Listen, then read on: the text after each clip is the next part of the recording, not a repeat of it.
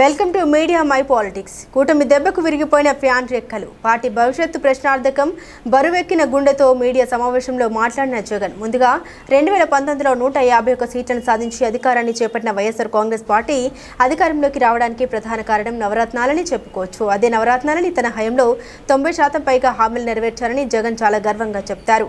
2024 elections కూడా మీ ఇంట్లో మంచి జరిగి ఉంటేనే మీ బిడ్డ జగన్కి ఓటేయండి సిద్ధం సభల్లో జగన్ ముక్త కంఠంతో చెప్పాడు.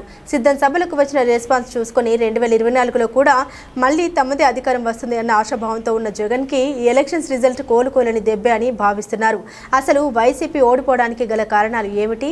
ఆ డీటెయిల్స్ని ఇప్పుడు ఈ వీడియోలో చూద్దాం. కూటమి. చంద్రబాబు నాయుడు గారు అరెస్ట్ అయినప్పటి నుండి పవన్ కళ్యాణ్ తనదైన శైలిలో వ్యూహాలు రచించడం మొదలుపెట్టారు. ఓ పక్క ఎప్పటికప్పుడు టీడీపీ పార్టీ శ్రేణులతో టచ్లో ఉంటూ కేంద్రంలో కూడా బీజేపీతో మంతనాలు జరుపుతూ ఎన్నికల దగ్గర పడేయడానికి టీడీపీని బీజేపీని ఒక తాటిపైకి తీసుకురావడంలో పవన్ కళ్యాణ్ తన వంతు పాత్రని చాలా కీలకంగా పోషించారు అనేది రిజల్ట్ తర్వాత మనకు స్పష్టమైంది. కూటమి గెలుపుకి ప్రధాన కారణం పవన్ కళ్యాణ్. ఇందులో ఎటువంటి అతిశయోక్తి లేదు. Number 2, government employees. జగన్ ఓడిపోవడానికి ముఖ్యమైనటువంటి కారణాల్లో ప్రభుత్వ ఉద్యోగులు కూడా కీలక పాత్రను పోషించారు అనేటువంటిది అర్థమవుతున్న విషయం. కౌంటింగ్లో ముందుగా పోస్టల్ బ్యాలెట్ పూర్తి మద్దతు తెలుగుదేశానికే ఉండటం కనిపించింది. కరోనా సమయంలో టీచర్స్ని వాడుకున్న విధానం మరియు రిటైర్డ్ ఉద్యోగులకు రావాల్సినటువంటి పీఎఫ్ అమౌంట్ల విషయంలో లేట్ అవ్వడం, ఉద్యోగులకు రావాల్సిన నెల జీతాలు కూడా లేట్ అవ్వడం వల్లే జగన్కు వ్యతిరేకంగా ఓటు వేశారని రాజకీయ విశ్లేషకులు అభిప్రాయపడుతున్నారు. నెంబర్ 3, యువత.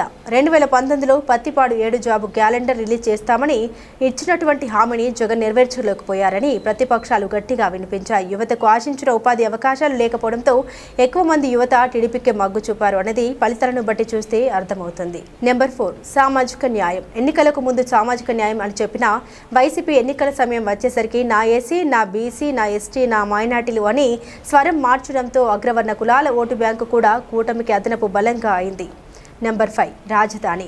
రాజధాని విషయంలోనూ స్పష్టత లేని నిర్ణయాలు తీసుకోవడం, 3 రాజధానులు ప్రకటించడం, ఎన్నికల దగ్గర పడే సమయానికి వైజాగ్ క్యాపిటల్ అని అనౌన్స్ చేయడం, ఇలా స్పష్టత లేని నిర్ణయాలతో కాలయాపన చేశారు అని చెప్పడంలో కూటమి పార్టీలు సక్సెస్ అయ్యాయి. నెంబర్ 6, అభివృద్ధి. వైసీపీ ప్రభుత్వం ఏకపక్షంగా సంక్షేమంపై మగ్గు చూపింది. గడిచిన 5 సంవత్సరాలు మౌలిక సదుపాయాలు కల్పించడంలో పూర్తిగా విఫలమవ్వడం కూడా వైసీపీ ఘోర పరాభవానికి కారణమని రాజకీయ విశ్లేషకుల అభిప్రాయం. నెంబర్ 7, అంతర్గత వ్యతిరేకత. అంతర్గత వ్యతిరేకత. ఎన్నికలు సమీపించే సమయానికి చాలా మంది వైసీపీ నాయకులు అంతర్గతంగా పార్టీకి వ్యతిరేకంగా మారారు. కొంతమంది పార్టీ విడి మళ్లీ తిరిగి పార్టీలోకి రావడం, తాము ఆశించిన నియోజకవర్గాలు కాకుండా వేరే నియోజకవర్గంలో పోటీకి దింపడం వల్ల ఘోర ఓటమికి కారణమని తెలుస్తోంది. నెంబర్ 8, కోడికత్తి గులకరాయి. కోడికత్తి గులకరాయి డ్రామాలు కూడా ప్రతిపక్షాలు తిప్పికొట్టడంలో సక్సెస్ అయ్యారని చెప్పవచ్చు. నెంబర్ 9, బాబాయ్ హత్య కేసు.